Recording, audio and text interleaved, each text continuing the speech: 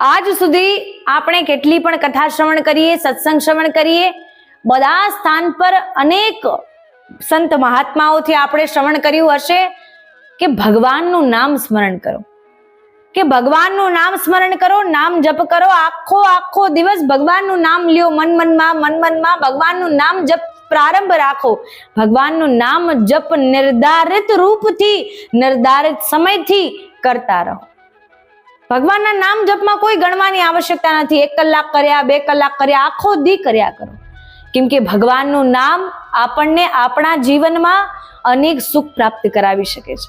ભગવાનનું નામ આપણા જીવનમાં આપણને જે કંઈ પણ પ્રાપ્ત કરવું છે તે કરાવી શકે છે. અને કહેવામાં આવ્યું છે ને, કલયુગ કેવલ નામ આધારા, સુમિર સુમિર નર ઉતરહી પારા.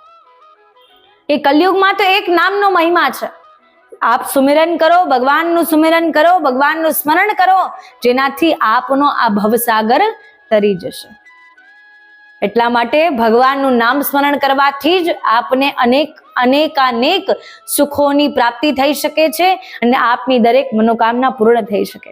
અને ત્યાં સુધી કે આપને સાક્ષાત ભગવાનની પ્રાપ્તિ થઈ શકે છે અને આપનું લીધેલું નામ સાક્ષાત ભગવાનને પણ ધરતી પર ઉતારી શકે છે.